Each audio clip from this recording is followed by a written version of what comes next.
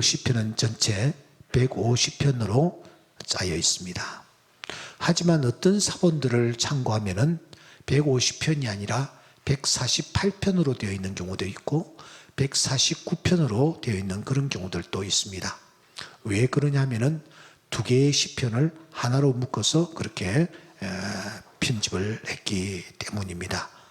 그런데 최종적으로는 우리가 들고 있는 이 150편으로 이렇게 편집되어 있습니다. 여러분, 150편으로 정리된 이유가 뭘까요? 150은 거룩한 숫자이기 때문입니다. 그래서 1년에 50주 단위로 3은 또 완전 숫자입니다. 3년 동안 읽도록 하기 위해서 150편으로 편집이 되어 있는 것입니다. 배열을 우리가 놓고도 여러 가지 학설들이 있습니다만은 우리가 이 배열을 통해서도 우리가 큰 도전과 은혜를 받아야 합니다. 왜 1, 2, 3, 4, 5, 6 이렇게 해가지고 150편까지 이렇게 배열이 되었을까? 다른 사본들을 보면은 시편이 우리가 가지고 있는 대로 1편부터 150편까지 그렇게 차례가 되어 있지를 않는 경우가 참 많습니다. 이로 보건대 배열에 대해서 굉장히 신경을 많이 쓴 것이 틀림없습니다. 그 이유 역시 숫자 자체의 의미를 크게 부여하기 때문입니다. 1이라는 숫자, 하나님의 유일성. 2라는 숫자, 분리. 3이라는 숫자, 부활. 3이 하나님. 4라는 숫자, 땅의 숫자. 뭐 이런 식으로 나갑니다. 7이라는 숫자는 완전수. 10이라는 숫자는 신적 권위. 여기에 40이라는 숫자는 이스라엘 백성들이 가장 친근하게 생각하는 숫자입니다. 4, 41, 40년. 성경에 여러분 4와 관련된 숫자들은 한결같이 뭐요? 환난, 시련, 고난 이런 것들과 연관을 가지고 있기 때문에 이 사람들은 이 40이라는 숫자에 대해서 굉장한 의미를 부여하는 것입니다. 때문에 시편 40편을 어떤 말씀으로 배열할 것인가? 그들은 굉장히 고심을 하고 고민을 했습니다.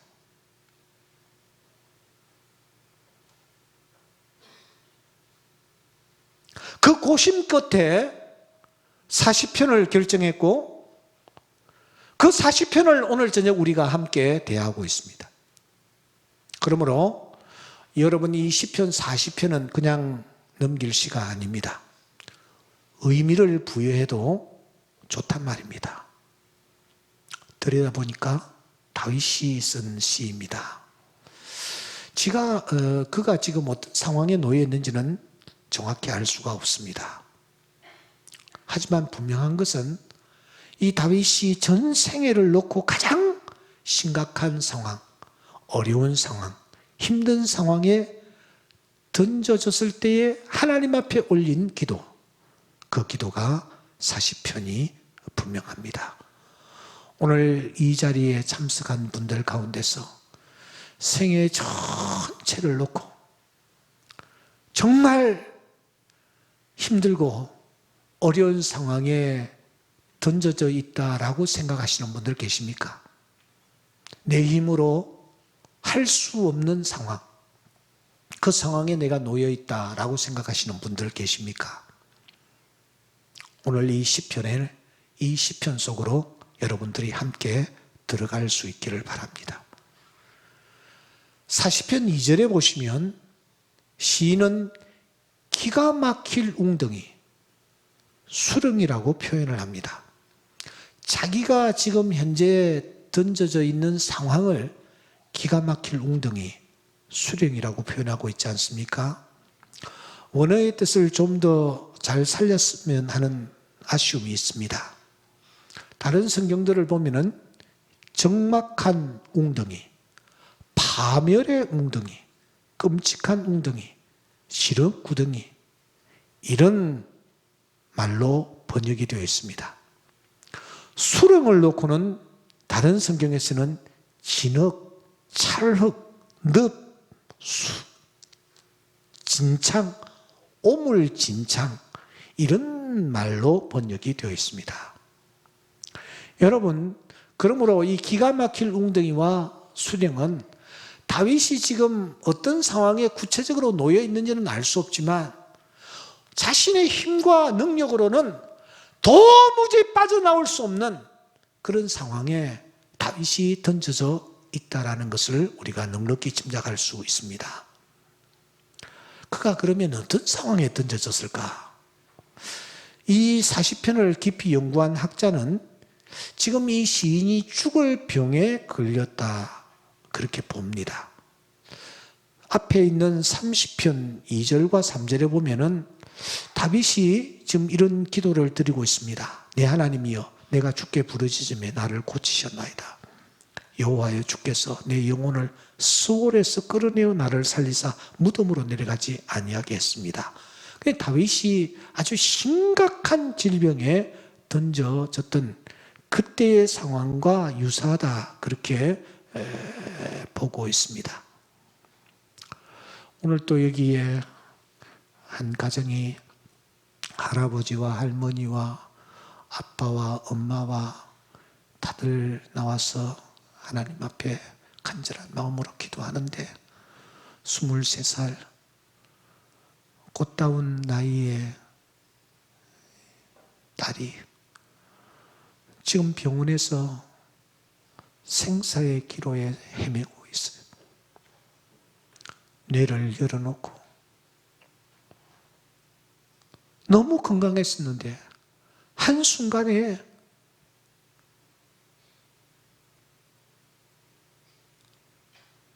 그냥 이게 꿈인지 생신지 알 수 없을 정도의 그런 상황 속에 던져져 있으면서 하나님 앞에 나와 간절한 마음으로 기도하는 모습이 눈에 들어오는군요. 팀 켈러라는 목사가 있습니다. 오늘 이 시대에 C.S. 루이스라고 불리는 사람입니다. 이 시대에 가장 존경받는 사역자죠. 그런데 이분이 자기가 췌장암에 걸렸노라고 SNS에 밝히면서 중보기도를 부탁해 오고 있습니다. 3주 전까지만 해도 저는 암에 걸린 것을 알지 못했습니다. 하지만 저는 국립의료원으로 가고 있습니다. 다음 주 뉴욕에서 있을 췌장암 항암 치료를 받기 위해서입니다. 훌륭한 의사들이 치료를 해주고 있으나 가장 중요한 사실은 위대한 의사인 하나님이 나를 돌보고 계시다라는 것입니다. 몇 주 동안 우리 부부는 충격과 두려움을 느꼈지만 하나님은 그때마다 놀라울 정도로 나와 함께 해주고 계십니다. 지금 다윗이 이런 문제로 분민하고 갈등하고 있는지 또 다른 문제인지 우리가 알 수는 없지만 분명한 것 하나는 기가 막힐 웅덩이 그리고 수렁에서 허우적대고 있는 것이 틀림없습니다.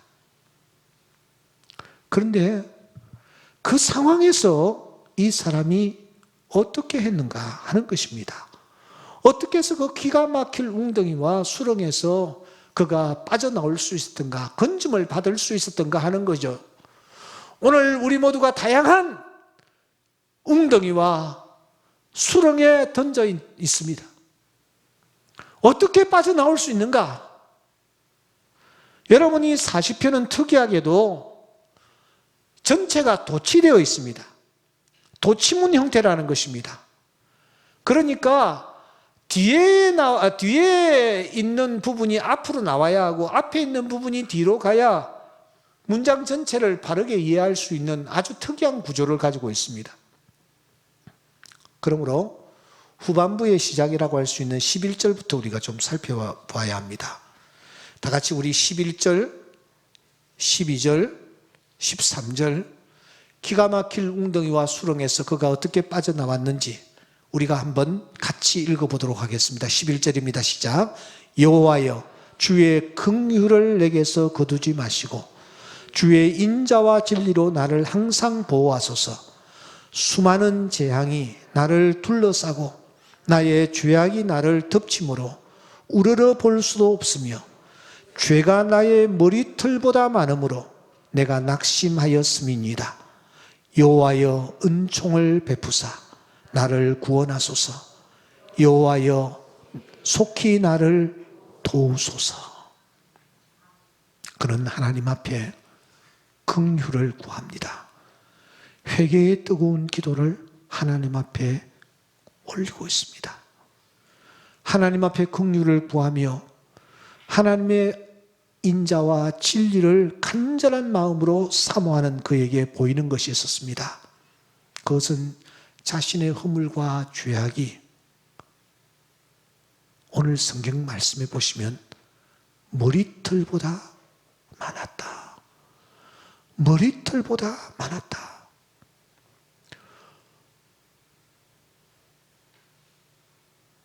그는 자신에게 임한 재앙과 자신이 지은 죄악을 같은 선상에 놓고 있습니다. 그 죄악이 머리털보다 많기에 우러러 볼 수도 없다라는 고백입니다.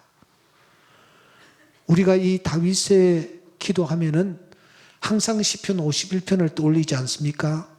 하나님이여 주의 인자를 따라 내게 은혜를 베푸시며 주의 많은 긍휼을 따라 내 죄악을 지어 주십시오. 나의 죄악을 맛깔같게 시키시며 나의 죄를 깨끗이 제하여 주시옵소서. 시편 51편은 모두 19절로 구성되어 있는데 이 19절 전체와 오늘 40편 12절 한 구절이 서로 맞먹을 정도라고 학자들은 말하고 있습니다. 그만큼 이 12절의 이 간절한 회개의 기도는 하나님의 보좌를 움직일 수 있는 그런 능력의 기도였다라는 것입니다. 그의 기도는 이어집니다. 나는 가난하고 궁핍하오니 주께서 나를 생각해 주십시오. 주는 나의 도움이시오 나를 건지시는 이시라. 나의 하나님이여 지체하지 마시옵소서. 이런 자세로 하나님 앞에 기도했더니 다윗에게 나타난 세 가지 중요한 사인이 있습니다. 여러분 6절을 한번 보시기 바랍니다. 다 같이 함께 읽을까요? 시작.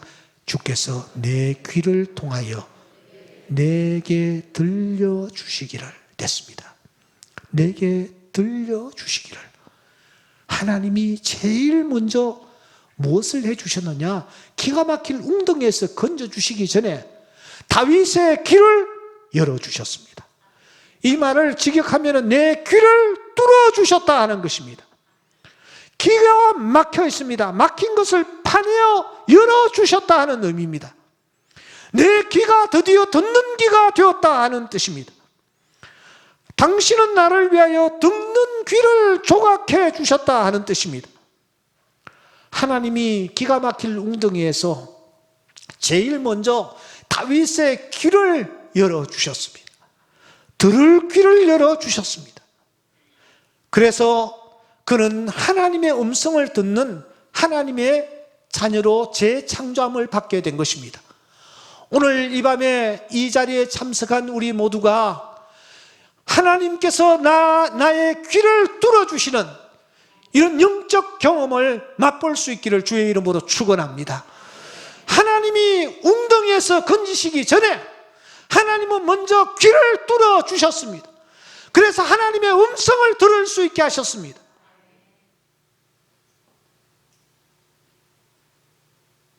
둘째로 어떤 일이 일어났습니까? 9절을 보시면 여호와여 내가 내 입술을 닫지 아니할 줄을 주께서 아시나이다. 두 번째로는 입술을 열어주셨습니다. 입술을 열어주셔서 무엇을 했습니까?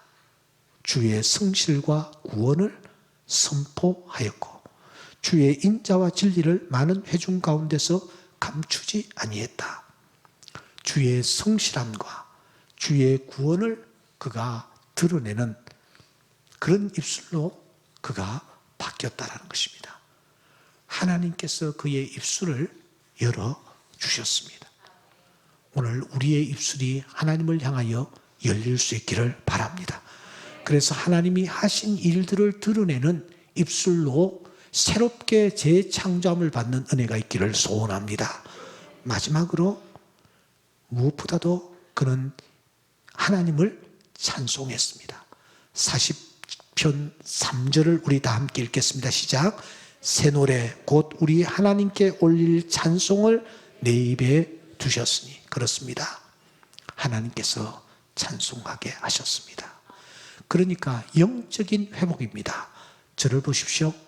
하나님께서 내 귀를 뚫어주셔서 주의 음성을 들을 수 있는 자가 되게 해주시고, 하나님께서 내 입술을 열어주셔서 주의 성실과 주의 구원을 세상 사람들에게 전하는 그런 입술이 되게 하여 주셨고, 동시에 하나님을 향하여 찬양과 경배를 올릴 수 있는 그런 사람으로 하나님께서 회복시켜 주셨습니다.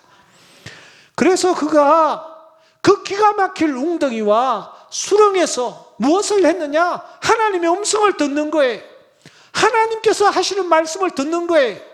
입술을 열어 하나님을 전하는 것입니다.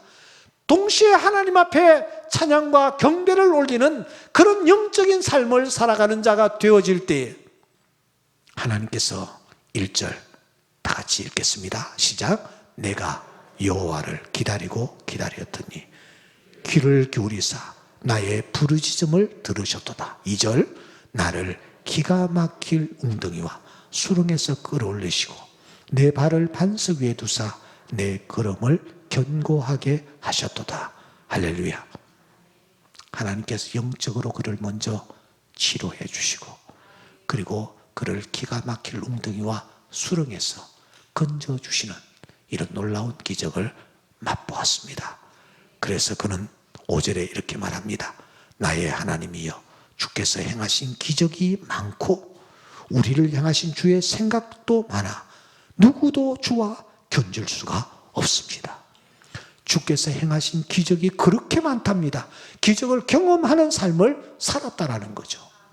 오늘 이 기도에 참석한 우리 모두가 40편의 주인공이 될 수 있기를 주의 이름으로 축원합니다. 우리 모두가 다 나름으로 기가 막힐 웅덩이와 수렁에 던져져 있습니다. 이 상황에서 우리가 영적인 귀가 열리고 우리의 입술이 열리고 하나님을 향한 경배와 찬양의 사람으로 살아갈 때 하나님은 우리에게 찾아오셔서 우리에게 놀라운 은혜와 기적을 베풀어 주심으로 다윗이 경험했던 그 영적 경험의 주인공들이 되게 하여 주실 것입니다. 이 은혜가 오늘 기도에 참석한 여러분들에게 넘칠 수 있기를 주의 이름으로 축원합니다.